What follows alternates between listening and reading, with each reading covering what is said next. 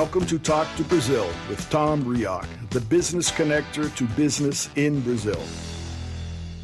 Welcome to Talk to Brazil, the Business Connection, the world's first English language internet radio program about business in Brazil and the world, and now in podcast format. I'm Tom Reaoch, an American living in Brazil for many years and known as the King of Networking, and talking from my podcast studio in Campinas, São Paulo, Brazil. Today's guest is Eva Hsu.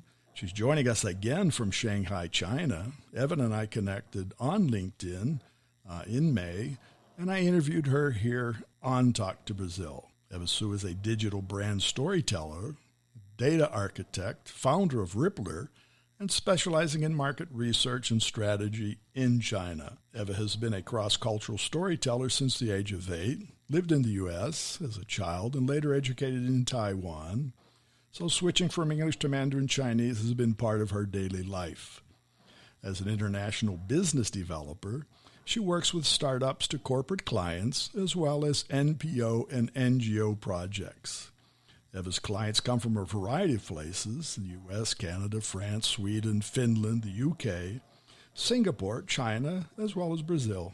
So hello, Evan. Welcome back to Talk to Brazil. Hi, Tom. It's good to be back on the show, or talk show.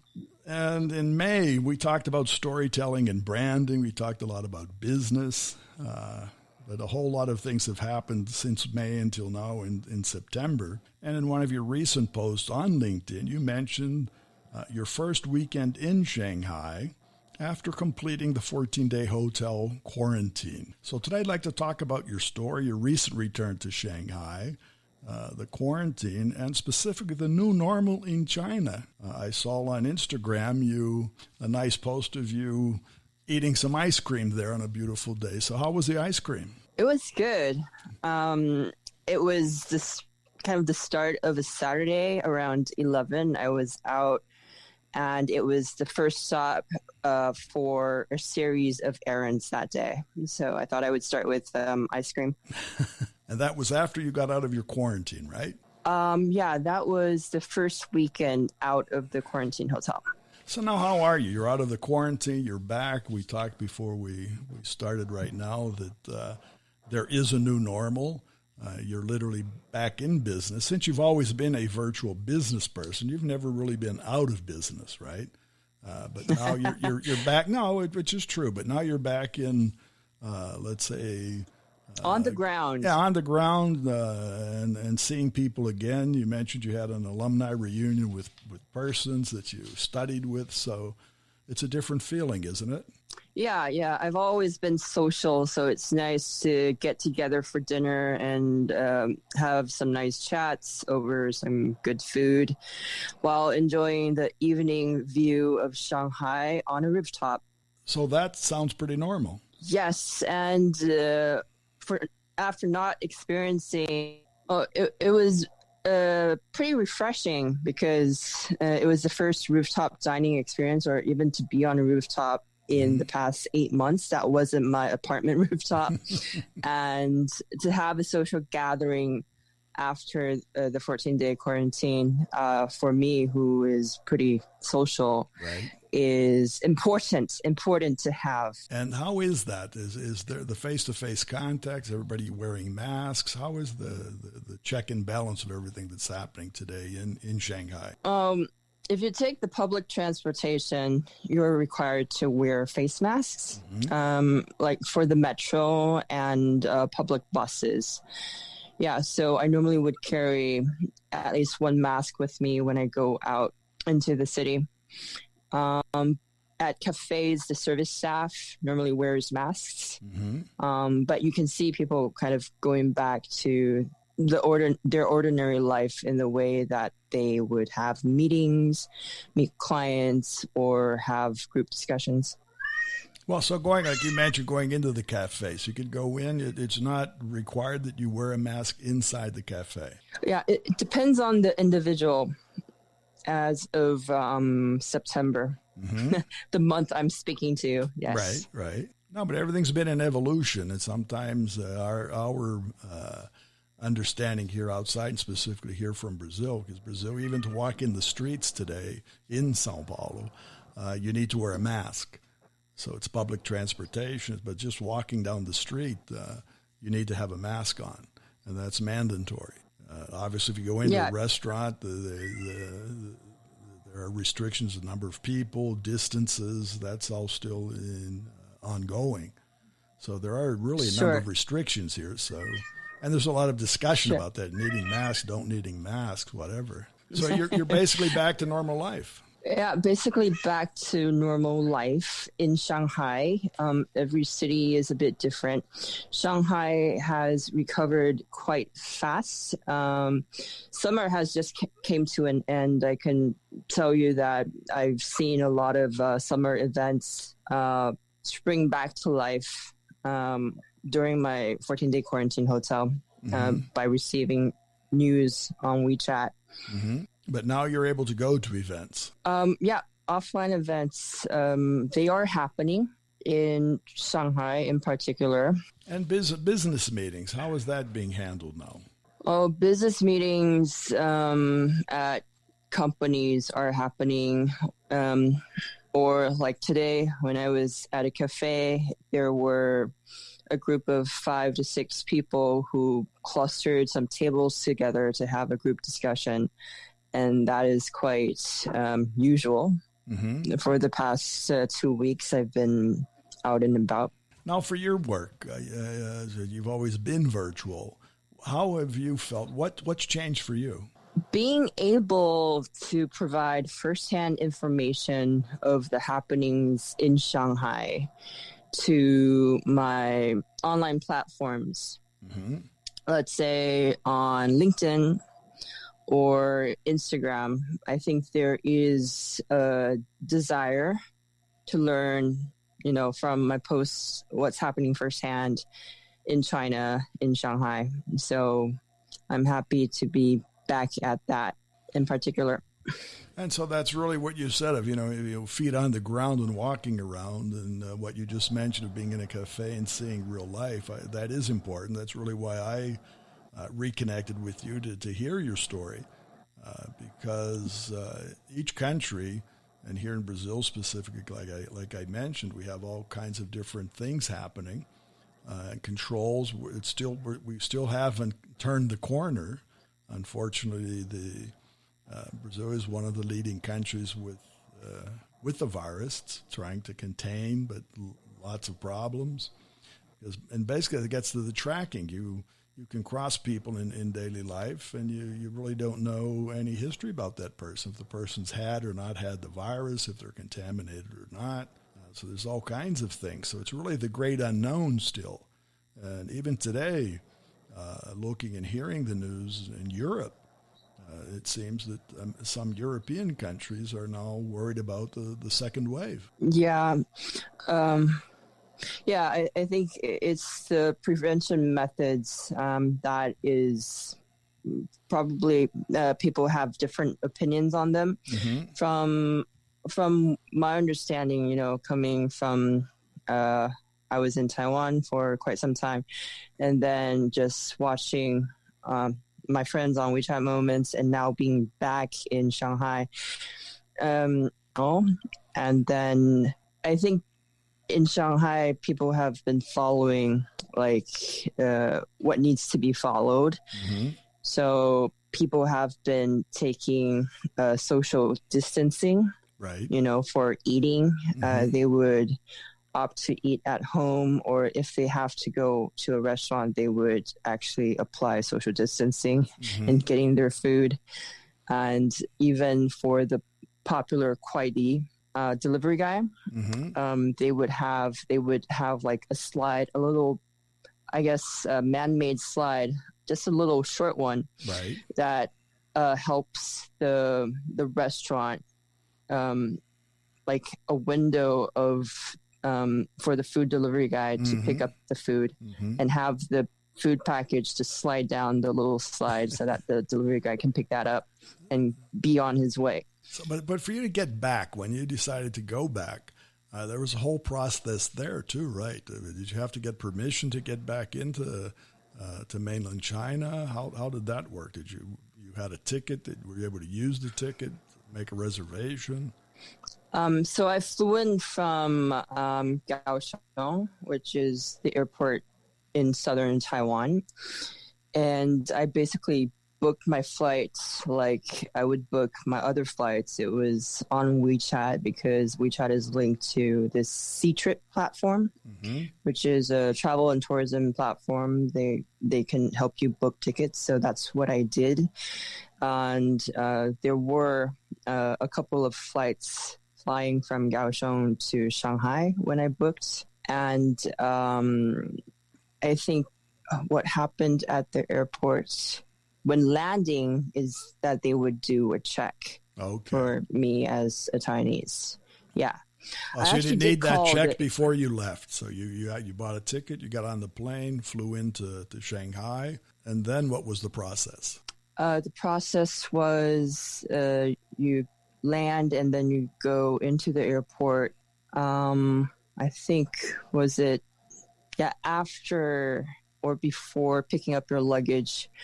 This was in September, they did a mouth and nose swab to get a sample from you. So that's what I did. And that was the only checkup they did at their airport before I left customs.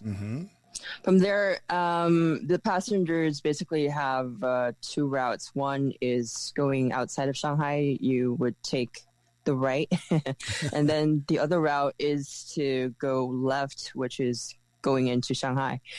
And I was planning on staying with a friend. So I had my friend's address. And for Shanghai, it was broken down into districts. So I went to Jing'an district. They had a table for each district. I went to the Jing'an district table, and then at the table I gave them the address, and that is when I learned that if I wanted to do a 7+7 quarantine, having the latter 7 days quarantined at my friend's apartment, my friend would also have to be quarantined with me. So, but then again, you found that you're still in the airport, right? Yeah, this is after you picked up your luggage, right? So you have left customs and going into the main hall of the airport where people have signs saying that Mr. So-and-so, please come with me. Yeah. So it was at that point that you would be directed to, are you going into Shanghai or are you leaving Shanghai for a different city or province? So I went going into Shanghai route and went to the Jing'an district table. Okay, but then again, you have to do that. You just can't say, well, I'm going to go get a taxi and go somewhere. This is the process. Yeah. The staff is basically from the, it's not, it's the airport staff, but they're in the outfits. Right. The quarantine outfits. Okay, but in any sense, but from there, then you decided where to go. Then you have to go to a place and stay for 14 days. Yes. And that's all registered. And say the quarantine agency knows that you're there. The place where you're going, the hotel you're in, they know you're there for a quarantine. Is that part of the process? Yeah. So it's either 7+7, right? But being if you do that, then the latter 7 quarantine with whomever you are with, like family or friend, would need to be quarantined with you. So if you want to opt for just a 14-day quarantine at a hotel to just keep it simple, then you would be you would go on to a shuttle bus. And well, actually, you have to pick a hotel for Jing'an district. At the table, they would hand you a paper, and on the paper, I had 2 options at the time. They had put down like 2 hotel names. I speak Chinese; they were in Chinese, and I picked the one that was newer because I wanted, to be quarantined at a newer, more modern hotel room. Right. right? And makes sense. Yeah. And everything was in Chinese, and the hotel names in Chinese. So for a foreigner arriving and not knowing the language becomes another challenge. My friend experienced more challenges being a European who flew in from Brussels to Beijing. But the process is the same. You have to choose a place to go. You elect a hotel, and that's where you went, and that's where you stayed. Yes, I can't say there are WeChat quarantine groups. Like these are like volunteer groups with expat mommies managing the groups to help these passengers be more have a smoother transition to their quarantine hotel. Yeah, but some of the communication or paper are in Chinese, so I actually helped out. It's a expat friend who flew into Xi'an with his daughter, and I think they had they had to fill out a Chinese form, and they had some of it in English, but he wasn't sure on some of the details, so he asked me on WeChat one evening last week, and I walked him through the form. So you need a helping hand. But after your 14 days at the hotel, you can just leave and check out and say, well, I'm going to go to my apartment now. Okay, let me trace back my thoughts a bit. Okay, so on the 14th day, what happened to my hotel, and hopefully it's similar to everybody, is that your checkout time is your arrival time at the airport. So my checkout time was, I think, around 2 on a Saturday, and the front desk would give you a call. So you would receive a phone call, and they would say, "Okay, you're good to go." Oh. And then you pick up your luggage and take the elevator down to the lobby and check out. And then you're back out buying ice cream. Yeah, there's a couple of other steps in between, but yeah, that's how you saw my Instagram posts. But then again, you mentioned when we talked offline that on your WeChat, you also have, you mentioned a green button, a green situation that shows or helps people understand your health history. How does that work? Yeah, so a green code. Green code. A green code, which I found out that I had one at the checkpoint going up the tower. It's the History Museum Tower in Shanghai for my alumni gathering. Okay. Yeah. And they had a checkpoint on ground level before entering the tower building. And I was asked to see my green code, and I'm like, where can I find my green code? And the guard said, well, just open up your Alipay app. So I opened that up, and he showed me where it was located, and I saw my green code. So seriously, if you have to have WeChat, you have to have Alipay. If you didn't, you couldn't go up and have dinner with your friends? Yeah, if I didn't, I would probably not be able to go up. I would be stopped at the entrance. So, but then again, that was you and all of your friends. Everybody had their green check, and so theoretically had let's say a clean bill of health and could be together. Yes, but take note that the tower building is a historical monument, so the checkpoint was a bit more serious than other locations. For other restaurants, you can just walk in right now. No, but it is interesting to see how technology is applied to this process. Because obviously, as a historical museum, you would expect it to be a focal point for many different people from maybe many different nationalities or places. So you could understand that some type of check is necessary. Yeah, yeah. Different from a local interesting restaurant. to understand. Different from a local restaurant, or to go to one of my favorite bar restaurants right now would not require this kind of green code check. Mm-hmm. You don't, yeah, even to wear a mask would be dependent on the individual. Okay. So when you did finally buy your ice cream, that's the typical process. You went in, ordered your ice cream cone. They made it for you. Obviously, I guess you use your Alipay to pay. So no physically touching money or currency. And yeah. You're back to a happy life in Shanghai. Back to happy life in Shanghai. Yes, I get my laughs and my smiles and my giggles for my life back in Shanghai. Yes. No, I think that's an important point. So I know it's hard to describe, but do you feel less tense than maybe you felt months ago? You mean during my quarantine? Not on the quarantine. See, when at the outbreak of the virus, I'm sure many people were perplexed because there was more unknowns. Today, from what you're saying, there are more known situations. Let's say the comfort zone might be different. You might feel more secure today than maybe 5 months ago. Is that true? Yeah. Yes, I do feel that way. And I think my friends who have not left Shanghai during this time also feel that their life is mostly back.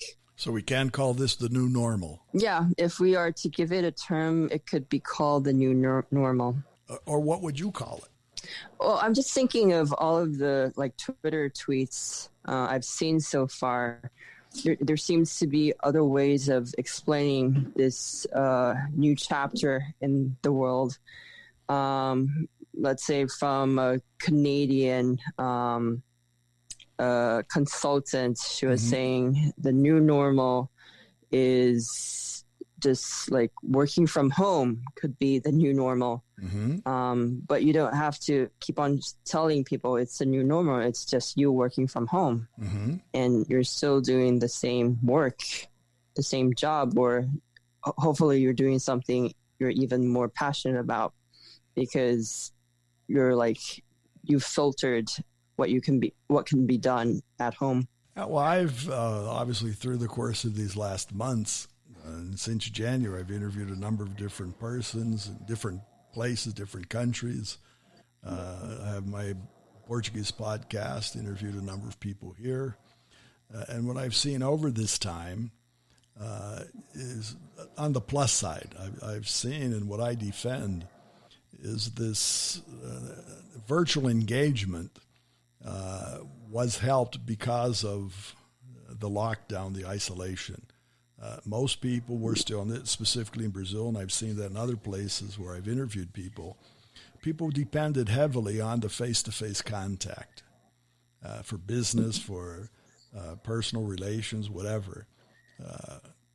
But there was a virtual world before. There were virtual. You do business throughout the world even before that. You have clients all over the place, and many other persons do as well. So I think it was a learning experience for most people who weren't ready for the virtual reality. Yeah, the majority of my work is to produce content. So it was done online, and my clients also seem to be comfortable just having the kickoff meeting online, on Zoom or other platforms, and sign an e-contract. So even the contract was done, virtually. Right. But I did have a couple of new Chinese clients who wanted to meet me in person when they knew I was still in Taiwan. Okay. Yeah, they wanted to meet up in person and ask me when I would be back in Shanghai. So there are people and businesses who need the face-to-face meeting.